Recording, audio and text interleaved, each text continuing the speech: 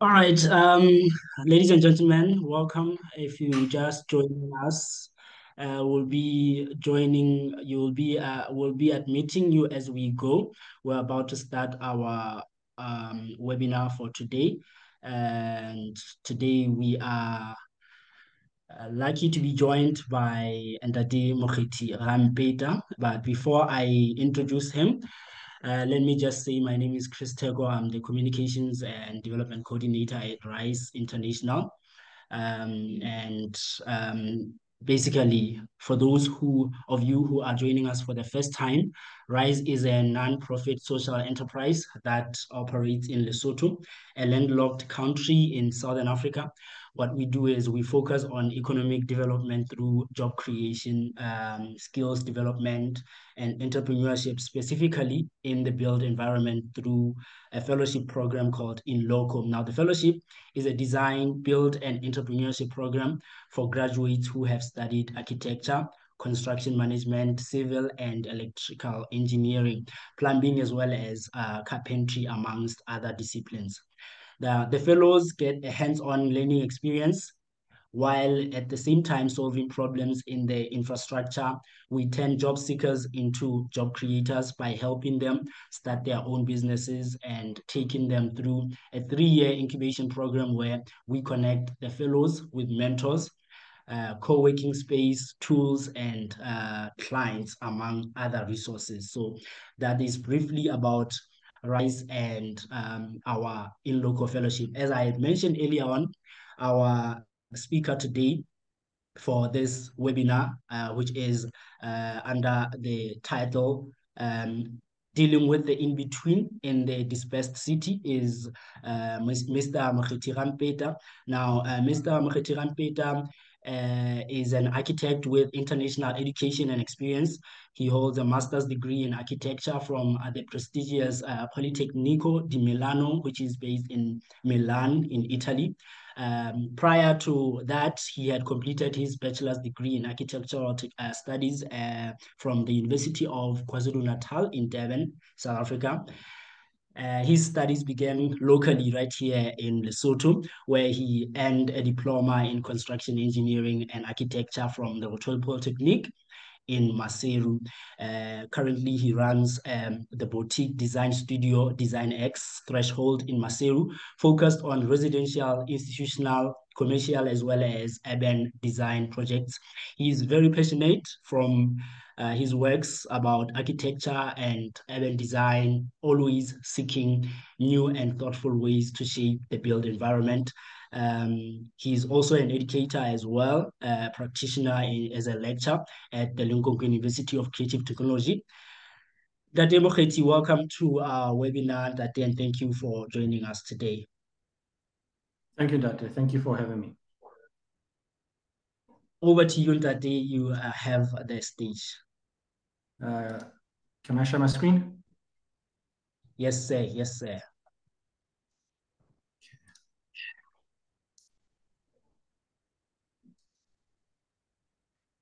It's still disabled. Okay. Just a moment. How about now?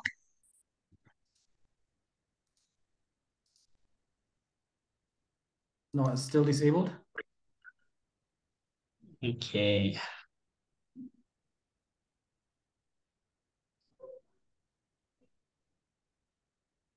All right. Just a moment. Let me just solve that issue.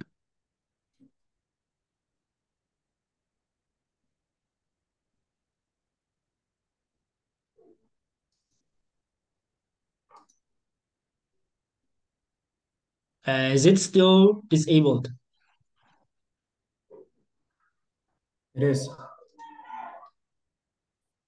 Okay. That's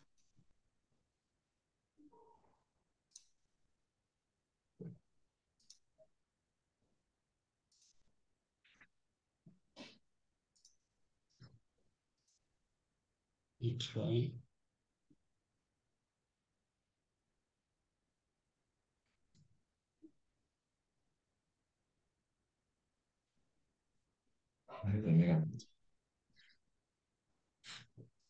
How about now? I can now access it. Okay, please go ahead in that.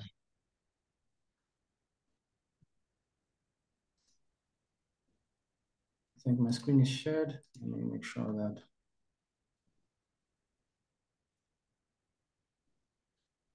Thank you for introducing me. Who am I? I am what you would call a professional dreamer. Right there in the midst of these folks, it's Mokhethi Rampeta in the famous spiral staircase, particularly Milano. One of the first things that I would like to touch on is who are my influences. One of my major influences is an architect and product designer by the name of D.T. Rams.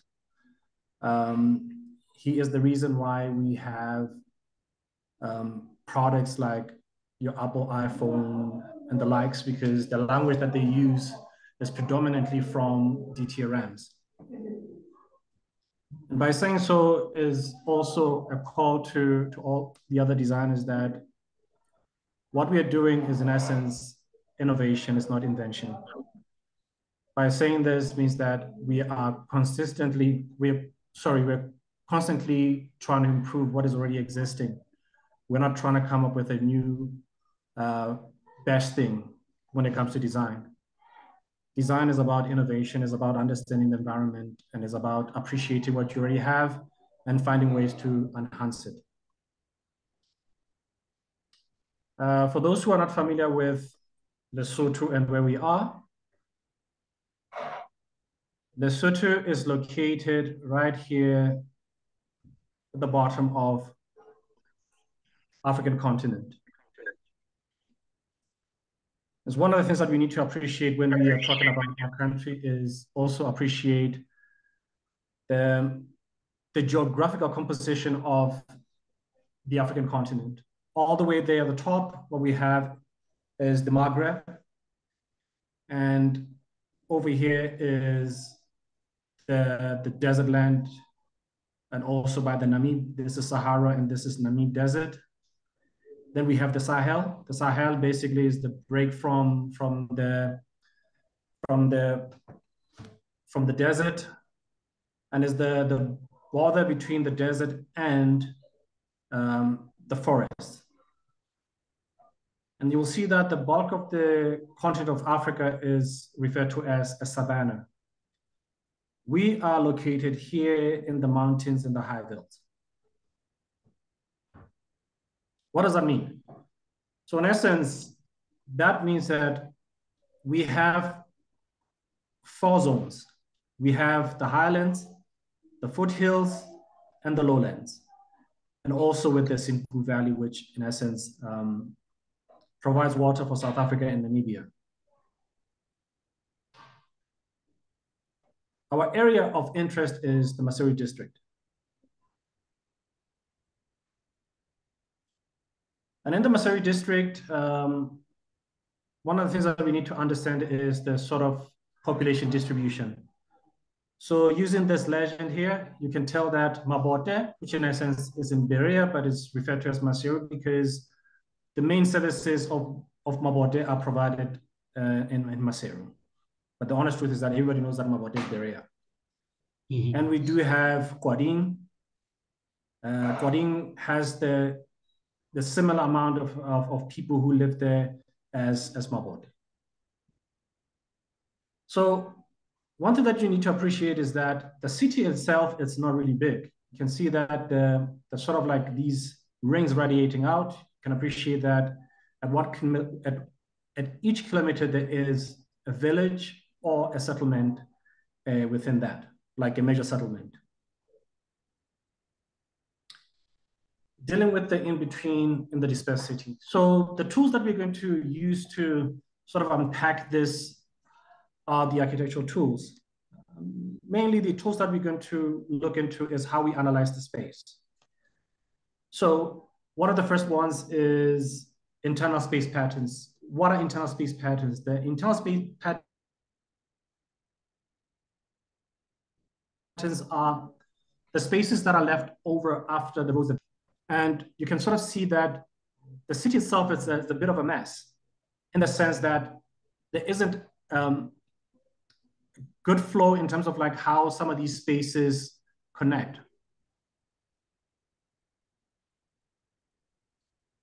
Dispersed, a dispersed city urban form in context of Maseru. So now, what we're looking at here is the tool that we predominantly use, which is figure ground. And I'm using this tool, figure ground, to determine the sort of like settlement.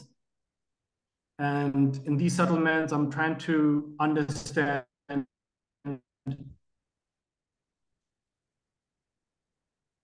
density in those spaces, also quality. And some of these things can be attributed to it's easy to read a space from this without the interference of landforms and roadways.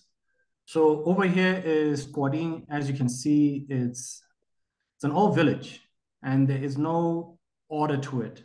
And right here we have Katlehong. Katlehong it's a relatively new village, which in essence probably in the last 40 years. That's why I'm saying it's a new village. And over here we have Rachomose. It's also very structured. Rachomose, Hillsview, and Old Europa are very structured. And here we have Lower Tetsani, very structured as well. So what are these things?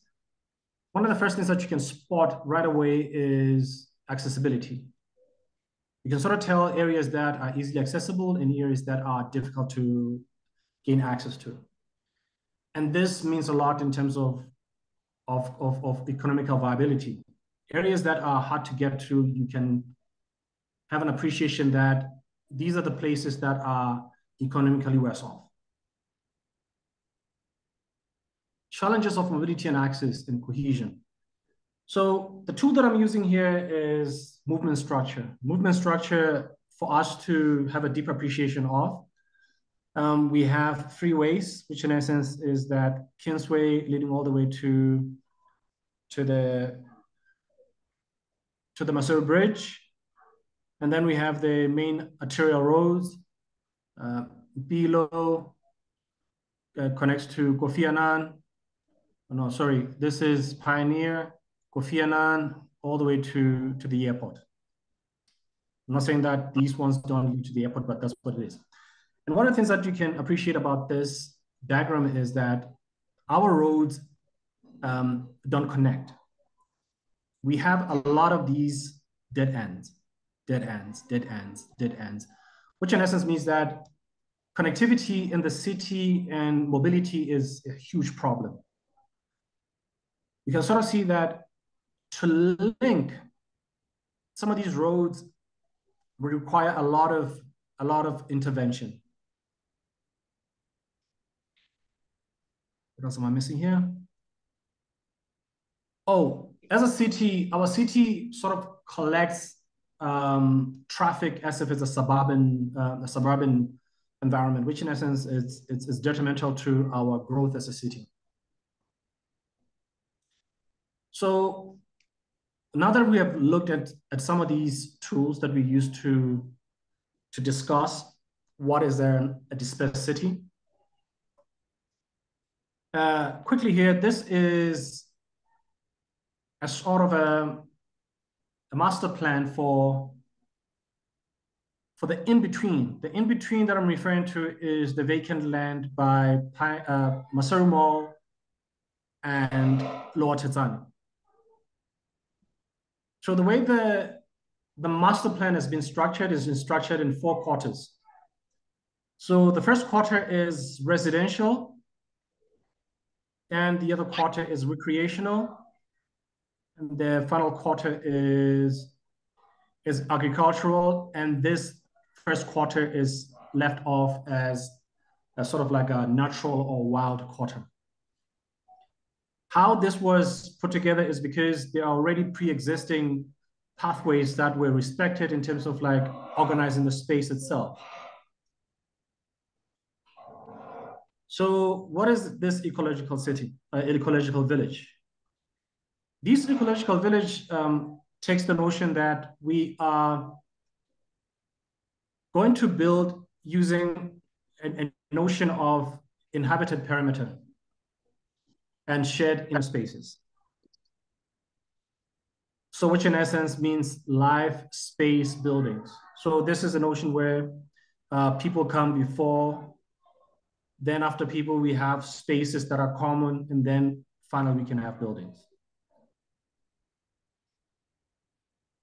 So as one of the things that we are very much familiar with, the residents of Maseru, is a consistent water runoff that sort of like blocks the routes leading to Maseru Mall. So one of the techniques of mitigating that water runoff is investigating a notion of constructed wetland. So this area by the Pope's podium is already a land that, in essence, is experiencing a lot of soil erosion. So how do you deal with that? So basically, you work around putting together a series of plans and retention ponds and make sure that one feeds into the next and slowly feeds into the next in a way that is slows down the strength of the water across the area.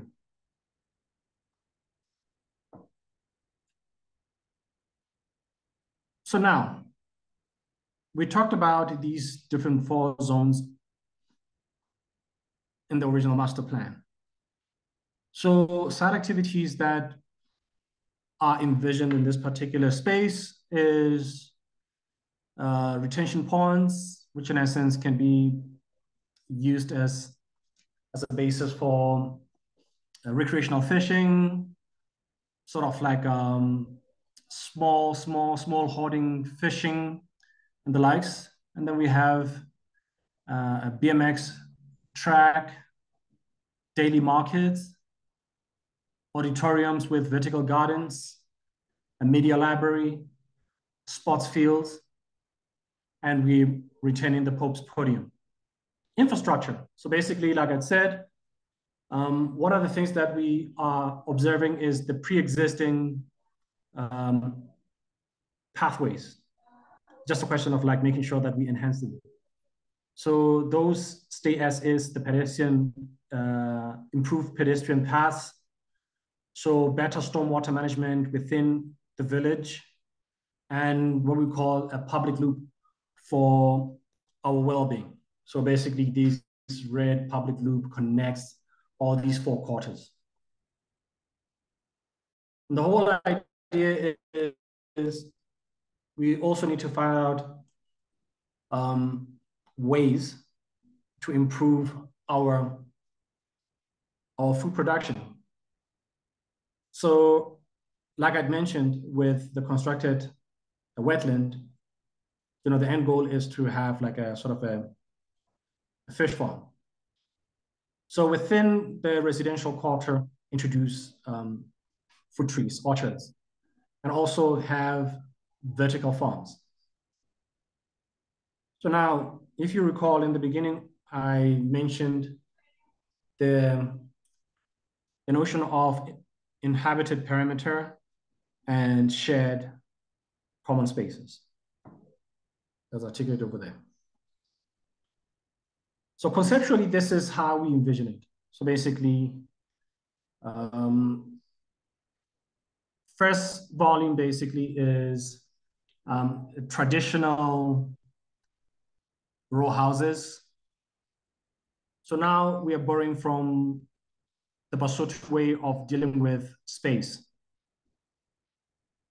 So basically we have one of the volumes pushed back, slightly rotated out, and sheared off. So now I'm moving into a medium-sized architectural intervention. this is a project that was proposed just before the pandemic, which in essence is 2019.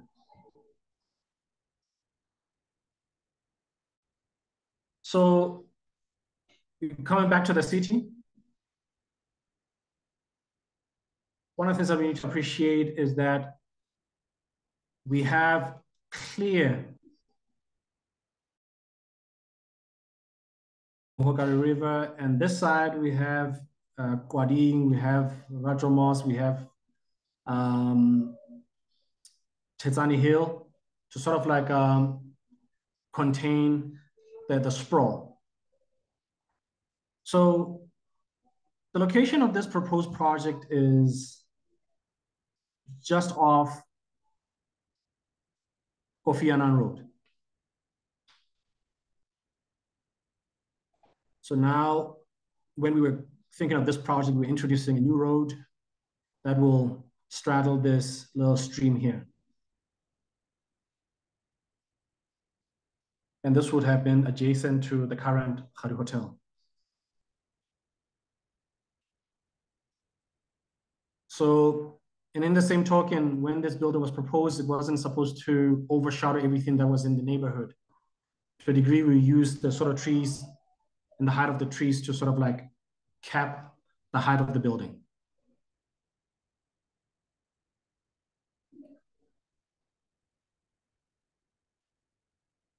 This was going to be an office space, but an office space that has an understanding that is going to a community that need to use the spaces even if they are not renting the spaces. So like on the ground level, so this is ground level. On the upper level, we have a gym, and we have like a coffee shop, and then we have like a would have been like a high-end restaurant. So that's the location of that high-end restaurant.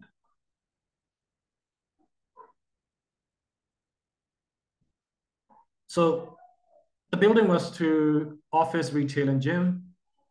So the whole notion was that we build two-level basement parking in that area, which in essence make sure that we can have enough parking spaces and justify the need for building of this nature.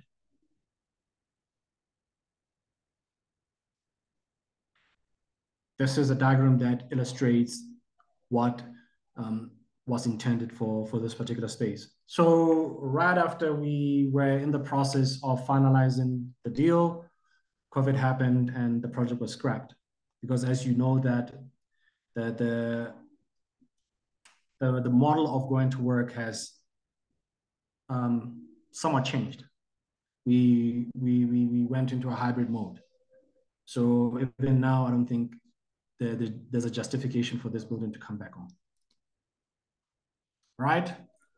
The final project that we're going to discuss is Artisan. So we moved from more or less like a master plan city level. We moved to a medium-sized building, and then we move into a very small structure. Artisan is a brainchild of Mr Rampeta and Lebohang. Initially, I was spearheading the project, but at some point I had to relinquish creative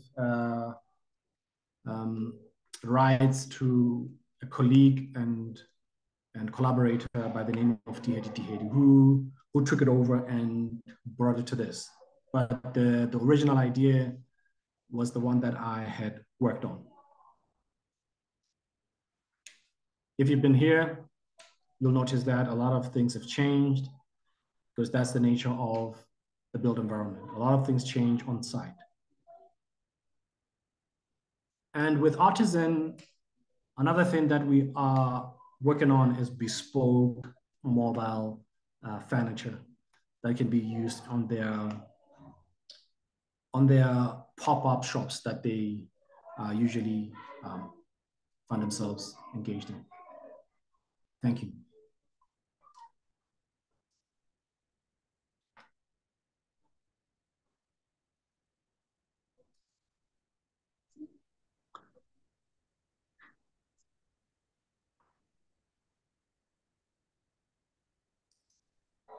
Mr Rampeta,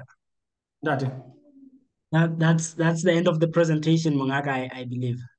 the end of the presentation because, like I said, we're trying to make sure that we have a more of an engaging and a robust presentation instead of like having something that is word heavy.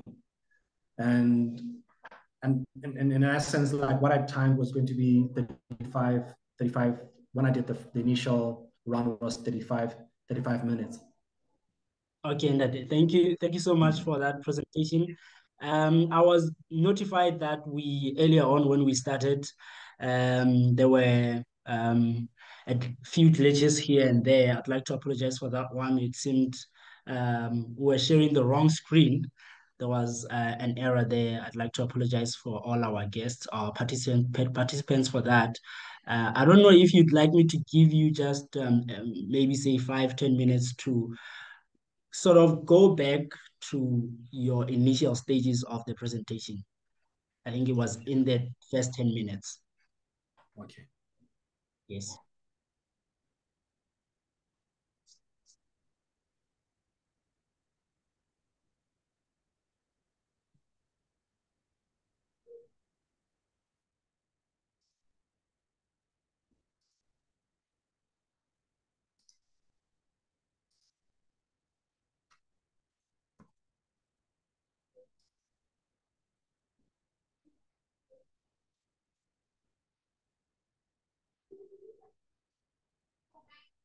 So this is what a lot of people missed.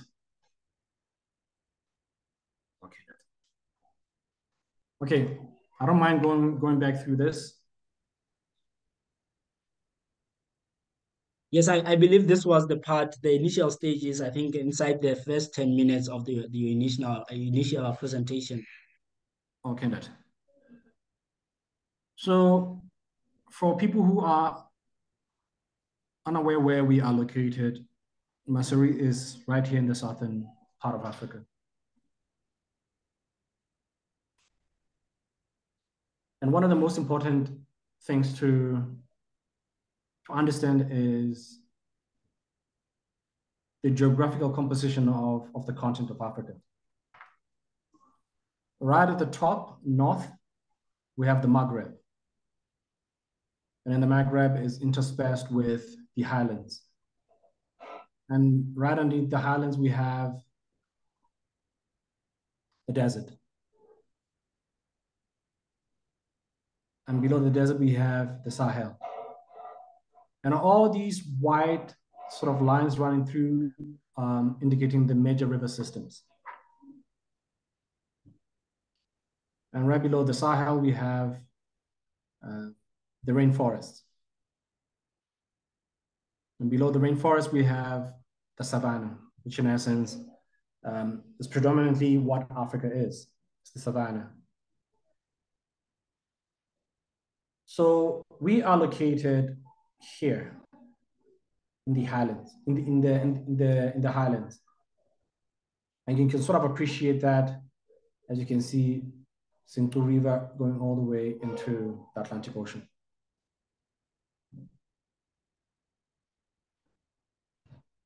Lesotho's geomorphology is as follows. We have the highlands, we have the foothills, and we have the lowlands, with the Sintu Valley going in that direction.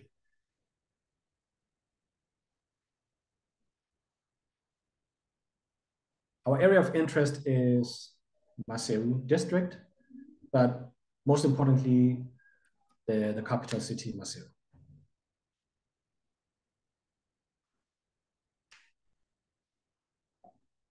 For us to also have appreciation of how the space is inhabited is to have this sort of like population distribution, with Kwadin and Mabote being the most densely populated. but Mabote is in Berea. In this stage, it qualifies as Maseru because it's all the services are offered by the Maseru City Council, but in actuality, Mabote is Berea. Dealing with the in between in the dispersed city. So the tool that we are going to employ, excuse me. Excuse me. The tool that we're going to employ is internal space patterns. And internal space patterns, these are leftover spaces after the land has been carved by roads and paths. And our internal space pattern is very tricky. One thing that you can appreciate from this is all our roads are terminating. They are not connecting to the next block or to the next patch of land.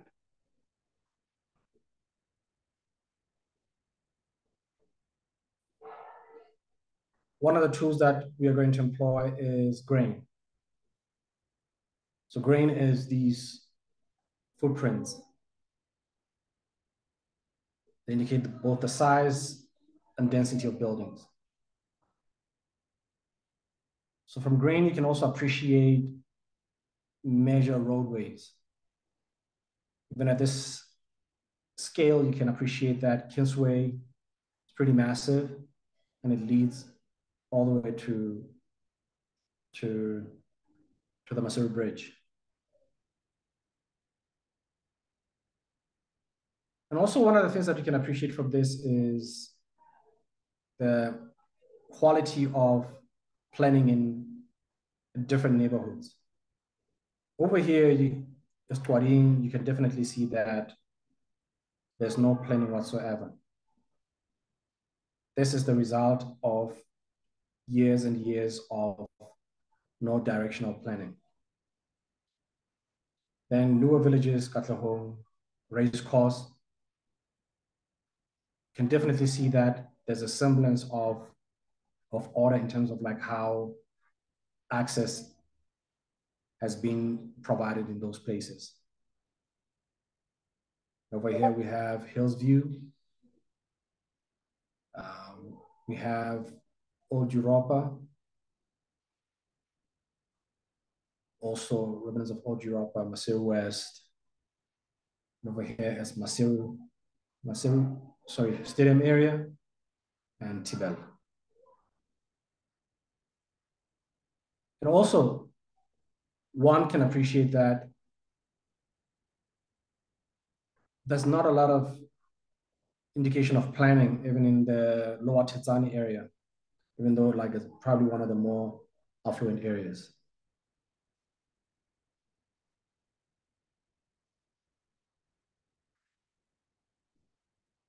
To talk about challenges of mobility, accessibility, and cohesion,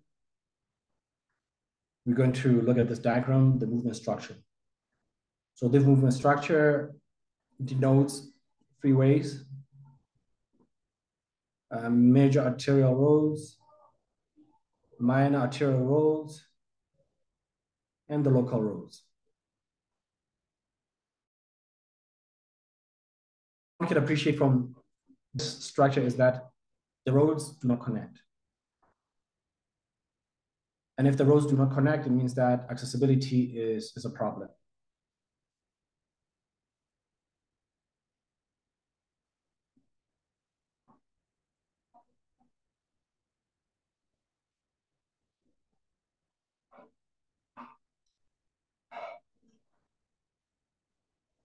This is one of the proposed interventions in terms of dealing with these leftover spaces. This is Maseru Mall. This is the Pope's Podium. This whole area right now is not developed. I don't have any rights to this land, but this is what I would do if I were given an opportunity to create something in this particular land, which in essence, break it down into 4 quarters. We have the residential, we have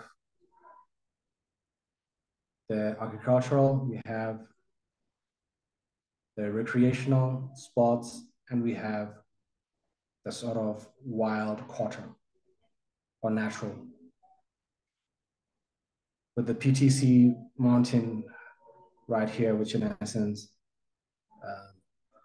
in the rainy seasons, we have a lot of rain going in that direction. So the question is, how do you tame this water coming down?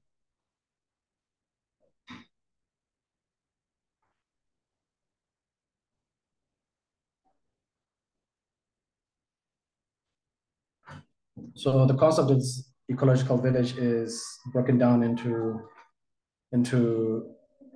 two systems. We have inhabited perimeter and we have shared inner spaces, with prominence given to life, space, and finally buildings. Coming back to how to mitigate water runoffs is by way of constructed wetlands.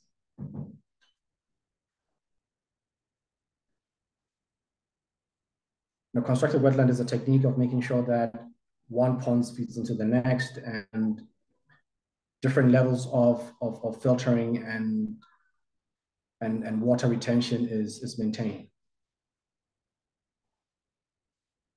Sorry. With the hopes that at the end you will have like a clean retention pond that can be a home for new habitat. Fish, crabs, frogs, the works.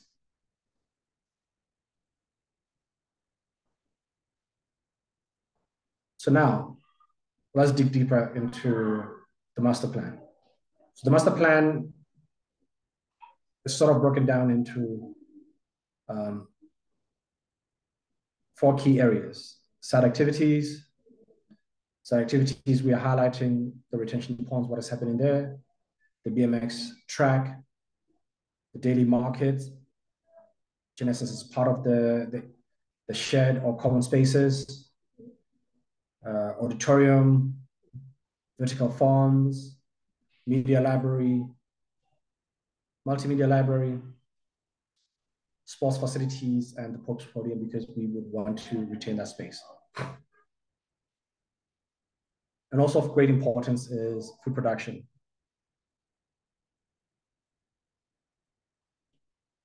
Retention ponds turn into fish farms and introduce orchards in this neighborhood, and also have vertical farms.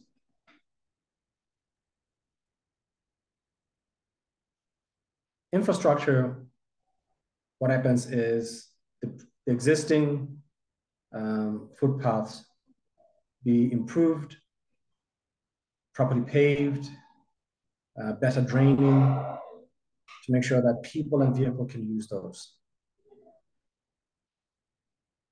And also, by using the same techniques in the village, would mean better water, stormwater management and paved roads. But also introduce sort of like a public loop, which in essence is a space where people can use to jog, power walk, and do anything and everything that has to do with maintaining a healthy lifestyle. And finally, we are dealing with shared inner spaces. So conceptually, this has been envisioned from a point of view of base volumes. And this sort of layout follows what we refer to as a traditional Basotho layout.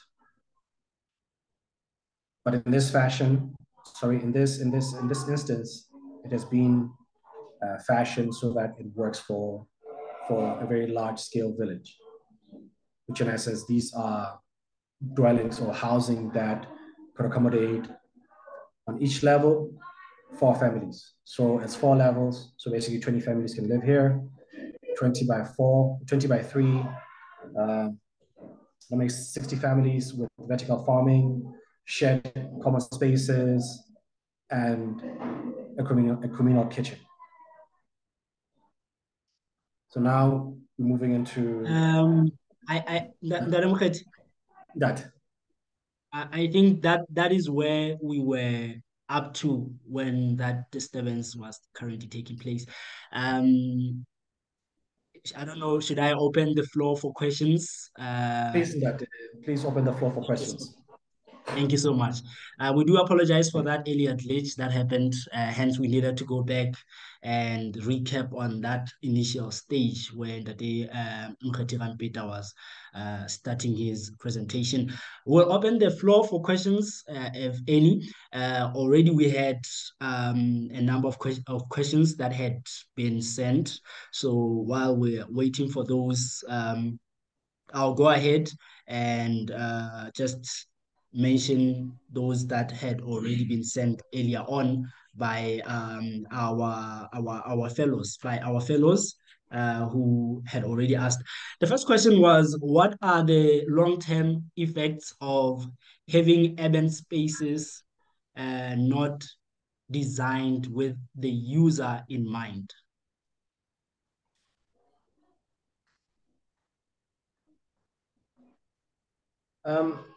The effects is what we see right now that the tech.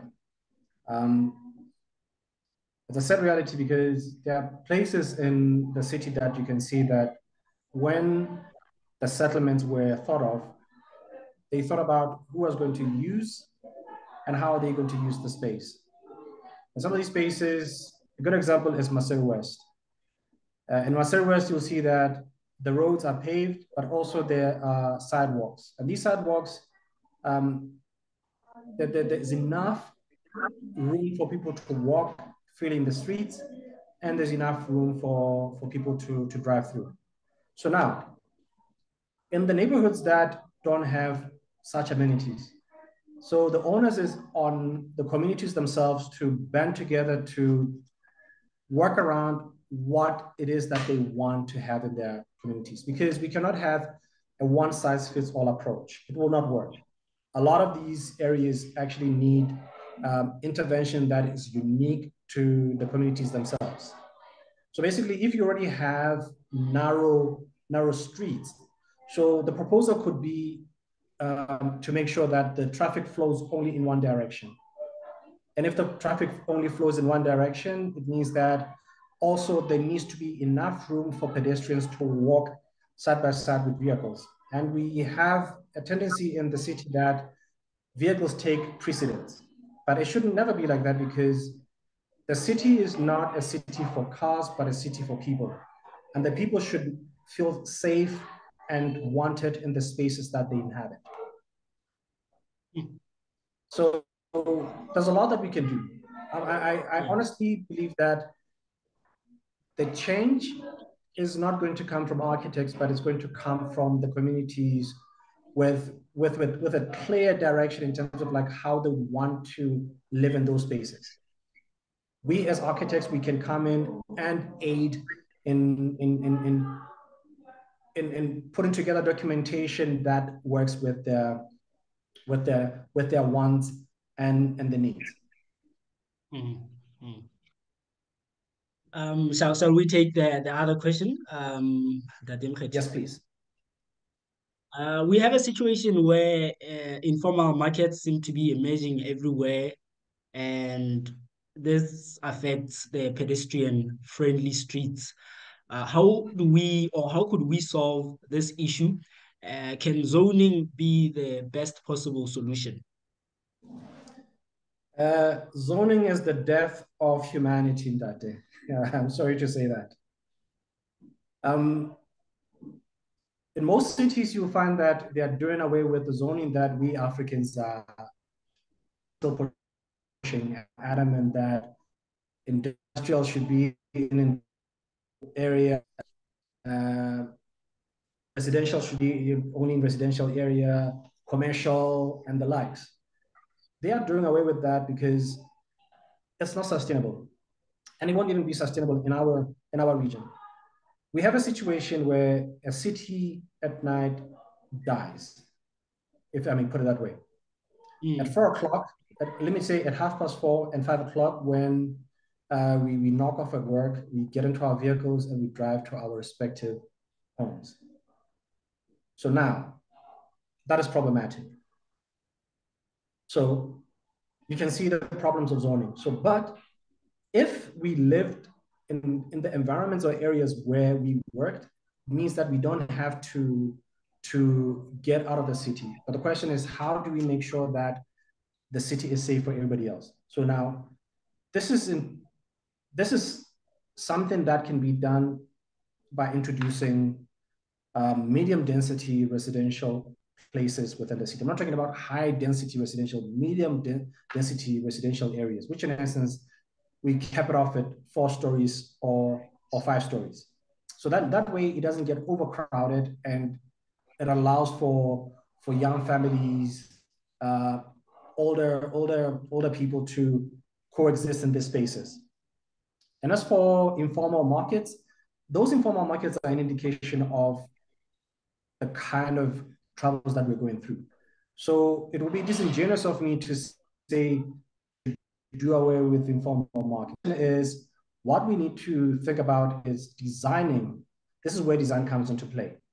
Designing something that would allow an informal worker to work in a place but still.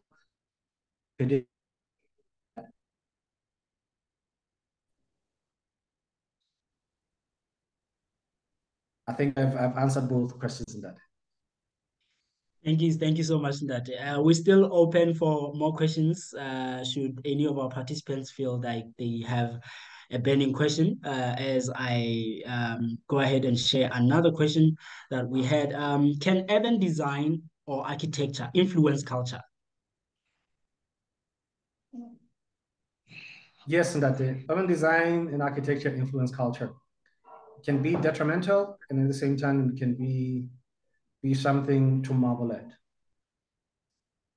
Architecture and urban design are inherently political. I'm sorry to say that.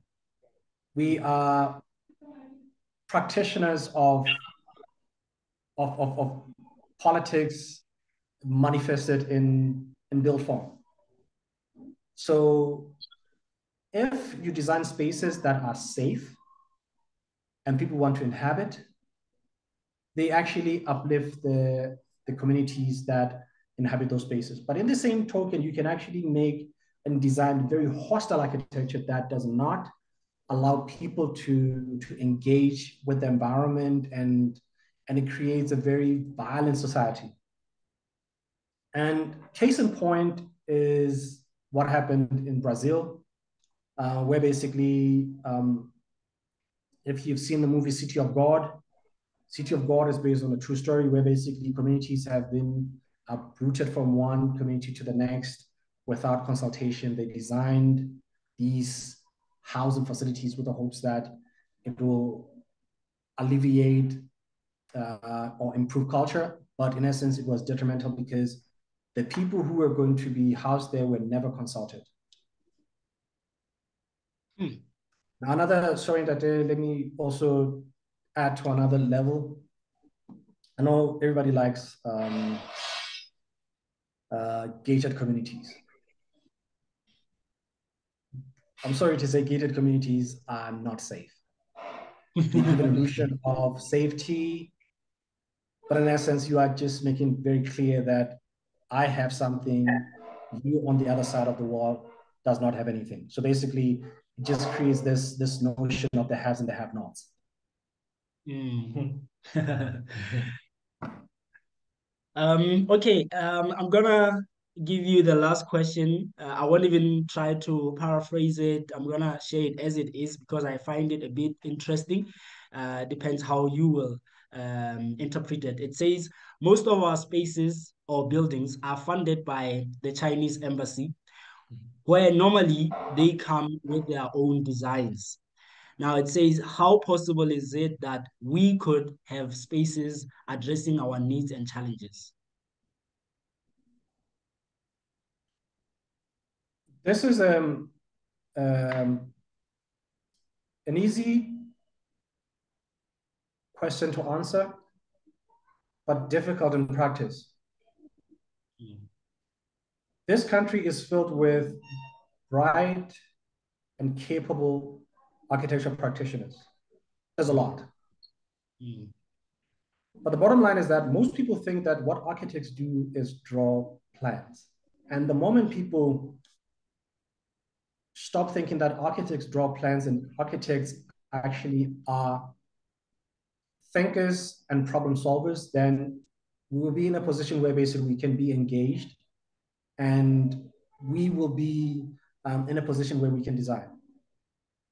The designs that we see are acontextual. They are designed by people who do not understand the space that is going to be built. That's first problem. I tend not to speak on other people's architecture because I may come off as being arrogant, but a lot of it has no soul. It's just a building that happened to be located in a space, but it doesn't speak of the people and the location, which in essence is very problematic. Mm. And architecture doesn't have to be expensive. Case in point is a small project that a collaborator of mine worked on, Hatezani. We think it's a very vibrant and a fitting space for the community. It may not necessarily fit everything, tick all the boxes, but I think what we did there is you can see what sort of like intervention that has a bit of direction can do. Mm. I take it you're talking about the artisan. Yes, and that. Thank you so much. Uh, we are just about wrapping up our webinar for today. I don't seem to be getting any questions at this point, so I would really like to appreciate you, Mr Mokhethi Rampeta, for your time, and thank you once again for accepting our invitation to uh, make this presentation. And I may say that it's a coincidence that for our upcoming webinar, or rather lecture, we are having a lecture in November. It will be conducted at Lincoln Queen University of Creative Technology, which is where you are situated as a lecturer. And the title of that lecture will be on the history of architecture in Lesotho. So some of the questions that may have arose or came out of this presentation of today might also be there as well. I am anticipating that because I feel like maybe the topic itself will give us, in essence, where we've come from, as it says, the history of architecture in Lesotho. So hopefully we'll see everyone who's attending today's webinar at that lecture that will be hosted at Lincoln Queen University of Creative Technology. But thank you so much, Mr Mokhethi Rampeta, for your time, and really, really appreciate it. And all the attendants, make sure that you follow our social media pages. That is Rise on Facebook, Rise International on YouTube, as well as on Instagram. We will be sharing the recording. If you missed certain parts, you will catch the entire recording of this presentation, this webinar, on our YouTube channel. And do follow us on various social media platforms. Any last words? All I can say in that Teko is that we still have a long way to go in educating our fellow Basotho about the importance of engaging the right people in the right spaces. The honest truth is that I've been putting off this lecture for almost 5 years. I've been asked to do this lecture since 2018. And at the time, it's not like I didn't feel like it was the right time to do it. At the time, it just felt like I'll be talking to a wall. But I think at this stage, like there's been an uptake in people wanting to hear from us as architects and designers who are based in Lesotho. And And in the same token, I think we ought to start having these discussions quite often, just in terms of what communities need. We're not talking about fancy architecture. We're talking about creating small five-a-side pitch, jungle gyms where youngins can play, and it should be community initiatives, because when there are community initiatives, the community has a sense of ownership, and what the community owns, the community preserves. That's why it's difficult for me to go into a neighborhood and say, you need this, you need this, you don't need this, because then that way, as soon as I leave, what does he know about our problems? So I think it's important for the community to start engaging, especially Rise, which in essence seems to be the right conduit for getting these conversations started. Yeah, about that. Thank you so much, Mr Mokhethi. Enjoy the rest of your day and yeah, into the weekend. Thank you, Dad. Hi, everyone. Thank you so much for joining our webinar for today. Hopefully, we'll see you once again at Lincoln Queen for that lecture, where the title will be The History of Architecture in Lesotho. So we'll meet again. Ciao.